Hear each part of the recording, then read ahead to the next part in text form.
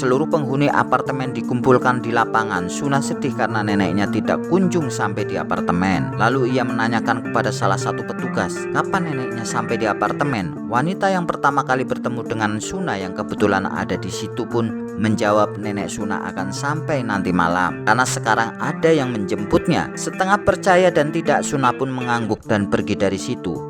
Setelah itu para orang tua pun diajak masuk ke dalam. Suna dan Juye dibawa ke lantai 8 dan para orang tua pun dibawa ke lantai basement. Setelah melalui beberapa lorong, akhirnya mereka tiba di sebuah ruangan yang tampak ada beberapa pekerja. Rata-rata usia mereka sudah tua. Mereka bekerja di tempat semacam pengolahan air bersih. Sementara itu Dokter Gisu sedang menerima laporan dari wanita yang mengumpulkan orang-orang dari luar apartemen. Wanita itu mengatakan remaja yang baru datang yaitu Suna dan Juye lebih sehat dari perkiraan. Dokter Gisu merasa senang dan ia ingin agar mereka terus dipantau. Keesokan harinya Suna dan Juye diperkenalkan kepada teman-teman di kelas. Suna melihat tampak semua siswa yang ada di situ berwajah datar tanpa emosi. Mereka hanya menatap Juye ketika Juye memperkenalkan diri. Setelah memperkenalkan diri, Suna dan Juye pun duduk untuk menerima pelajaran. Suna melihat di setiap telinga bagian belakang para siswa tampak bekas luka. Ada juga luka yang baru karena masih dibalut lukanya. Selanjutnya guru itu pun memperkenalkan pelajarannya. Saat ini dunia langka akan persediaan makanan dan air.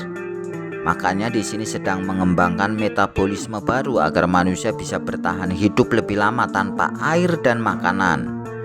Lalu Suna mengatakan kenapa di sini air melimpah untuk mandi dan minum, namun kenapa tidak berbagi dengan orang yang di luar. Guru itu lalu menjawab, dokter kehilangan putrinya gara-gara orang di luar, dan untuk mendapatkan air di sini harus mempunyai kualifikasi khusus. Sebelum wanita itu menjawab lebih lanjut, Juye pun menjawab, maksudnya adalah orang yang bisa membantu Dokter Gisu. Tak lama kemudian datang beberapa petugas yang membagikan air bersih dalam botol dan harus dihabiskan karena air itu khusus buat kalian, kata guru itu. Tak lama kemudian datang Dokter Gisu. Ia menyarankan agar mereka meminum dan makan yang banyak karena nanti kita akan hidup di dunia yang langka akan minuman dan makanan. Dengan adanya metabolisme baru ini, kita hanya butuh sedikit minum dan makan. Karena itu mulai dari sekarang kalian harus menghabiskan minuman itu. Ketika Dokter Gisu hendak pergi, Suna menanyakan keberadaan neneknya. Dokter Gisu mengatakan nenek Suna sudah datang. Lalu Suna mengatakan keinginannya bertemu dengan neneknya. Lalu wanita itu menjawab bahwa neneknya sakit parah dan akan sembuh beberapa hari kemudian. Besok Suna bisa menemuinya. Lalu Dokter Gisu menyuruh Suna meminum air itu. Namun Suna tidak jadi meminumnya.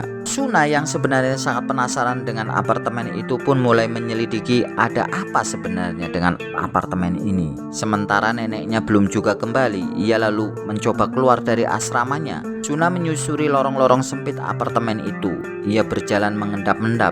Tiba-tiba ia mendengar suara Dokter Gisu. Suna segera bersembunyi, sementara Dokter Gisu lewat di mana Suna bersembunyi. Namun ia tidak melihat apa-apa. Ia pun melanjutkan perjalanannya, sementara Suna ternyata sembunyi di balik tembok di lorong itu. Setelah beberapa hari tidak bertemu dengan putrinya, orang tua Juye pun meminta kepada petugas agar ia bisa bertemu dengan putrinya. Dia sudah minta izin untuk bertemu dengan Juye, anaknya, kepada guru wanita itu. Petugas itu mengatakan bahwa tidak ada perjanjian untuk bertemu dengan putri dan orang tuanya di apartemen itu. Orang tua Juye pun tidak puas dengan mendengar jawaban petugas itu. Orang tua Juye mulai berteriak dan berkata kasar kepada petugas. Yang dia inginkan cuma bertemu dengan anaknya. Mendengar kegaduhan itu, Dokter Gisu pun segera menengahi. Dokter Gisu mengatakan bahwa Juye baik-baik saja, namun orang tua Juye tetap memaksa ingin bertemu dengan Juye. Akhirnya Dokter Gisu pun mengajak orang tua Juye ke labnya. Sementara itu, Suna telah berada di ruang kerja Dokter Gisu. Ia melihat beberapa catatan percobaan yang dilakukan oleh Dokter Gisu. Ia terkejut melihat catatan itu. Dalam catatan itu ia melihat awalnya Dokter Gisu menggunakan hewan sebagai percobaan serumnya. Namun seiring dengan kemajuan yang dicapai, ia pun menggunakan manusia sebagai bahan percobaan. Namun semua percobaan itu gagal, yang mengakibatkan beberapa anak dan remaja tewas. Tujuan dari pembuatan serum itu adalah agar putri Dokter Gisu bisa hidup kembali. Suna masuk ke salah satu ruangan. Ia terkejut ketika melihat Juye tergeletak di sebuah pembaringan dengan beberapa alat terpasang di badannya dan tampak sebuah selang menempel di lehernya. Belum sempat ia menolong Juye, ia mendengar Dokter Gisu sedang berbicara dan menuju ke ruangan kerja di mana Suna bersembunyi. Suna pun panik lalu bersembunyi. Dokter Gisu membawa orang tua Juye ke dalam ruangan di mana Juye terbaring. Orang tua Juye sangat terkejut melihat keadaan Juye. Ketika mereka hendak menghampiri Juye, Dokter Gisu mencegahnya. Dokter Gisu mengatakan Juye dalam keadaan baik-baik saja. Namun orang tua Juye terus mendesak berusaha mendekati Juye. Sekali lagi Dokter Gisu mencegahnya dan mengatakan betapa pentingnya Juye untuk percobaannya. Lalu Dokter Gisu mengatakan bahwa ia sekarang sedang menciptakan manusia abadi sambil memperlihatkan sosok putrinya yang sudah meninggal, namun jantungnya masih berdetak.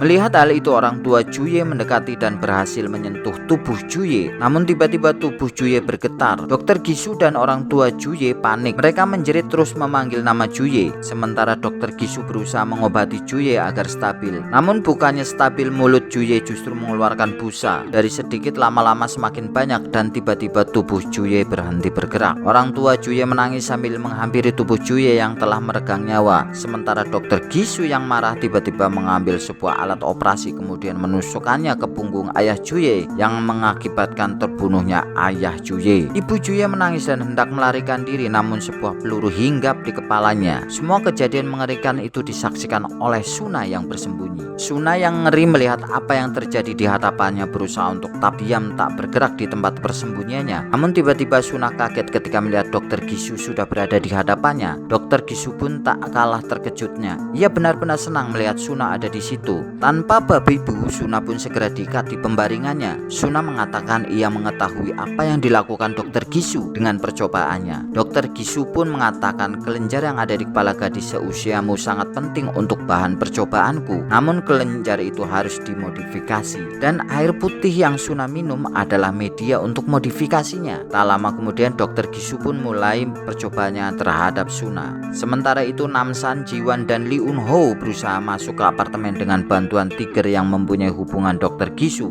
Tiger yang sudah mengenal para penjaga berusaha sesantai mungkin dan mengutarakan maksudnya untuk mengirim barang, namun petugas itu menolak. Mereka hanya mau menerima barang di saat hari yang dijadwalkan saja. Tiger masih berusaha membujuknya, namun Namsan sepertinya tidak sabar. Ia lalu tiba-tiba memundurkan mobilnya. Sementara Lee Un Ho dan Jiwan yang berada di belakang pun telah siap dengan senjata di tangan. Namsan lalu tancap gas menabrakkan mobilnya ke arah petugas dan bablas menabrak pintu gerbang. Tak sampai di situ saja, Namsan lalu menabrak apa saja yang dihadapannya. Mobil baru berhenti setelah masuk ke lobi apartemen.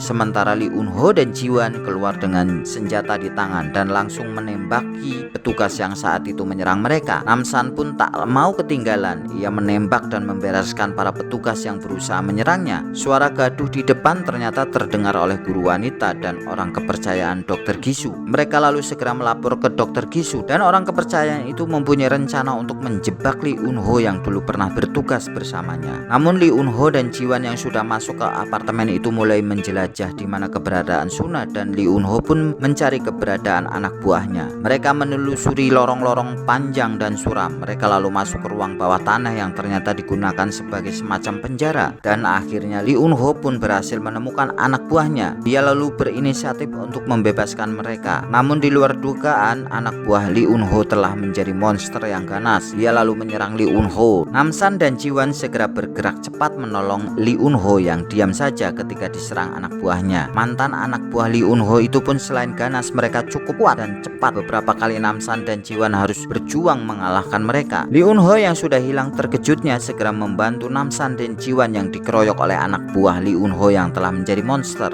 Setelah berjuang dengan keras, akhirnya monster-monster itu berhasil dibinasakan. Namsan membuka pintu lorong namun segera ditutupnya kembali karena ia melihat beberapa petugas dengan senjata lengkap menuruni tangga menuju ke arah mereka. Mereka bertiga dalam konsentrasi penuh menunggu para petugas yang akan membuka pintu itu. Namsan meletakkan moncong senjata itu ke pintu, sementara petugas itu siap melempar granat ke arah pintu. Namun sebelum ia melemparkan granat, moncong senjata Namsan itu telah lebih dulu mengoyak pintu dan peluru itu pun mengenai granat yang telah ditarik picunya. Begitu mereka membuka pintu, tampak petugas itu bergelimpangan meregang nyawa. Tanpa buang-buang waktu lagi, Ji-won dan Lee Eun-ho segera melucuti senjata mereka. Namsan mengusulkan agar Ji-won dan Lee Eun-ho segera mencari Suna. Namsan langsung menembakkan senapannya. Satu orang roboh. Namsan terus merangsek maju sambil menarik pelatuknya. Namsan peluru senapannya hampir habis. Namsan lalu mencabut goloknya dan tanpa ragu-ragu ia lalu maju mendekati para petugas. Golok Namsan pun mulai memakan korban. Sabetan demi sabetan membuat para petugas langsung roboh. Namun para petugas itu seperti tidak ada habisnya. Mereka terus berdatangan untuk menghentikan sepak terjang Namsan. Sementara itu Lee Eun-ho dan Ji-won pun menghadapi lawan yang cukup banyak dan tidak mudah bagi mereka untuk menemukan Suna. Di sebuah tangga tampak Lee Eun-ho menyuruh Ji-won segera naik. Ji-won mau membantah namun tidak ada waktu lagi. Ia langsung naik sementara para petugas terus berdatangan. Tidak cukup sampai di situ, rupanya para petugas itu datang dari segala arah, membuat Lee Eun-ho sibuk melawan mereka. Ketika ia mau naik menyusul Ji-won, tiba-tiba satu tendangan mampir di dadanya membuat ia terpental. Ternyata yang datang adalah temannya yang pernah bertugas bersamanya di angkatan udara. Dia adalah Sersan Kwong, tangan kanan Dr. Gisu.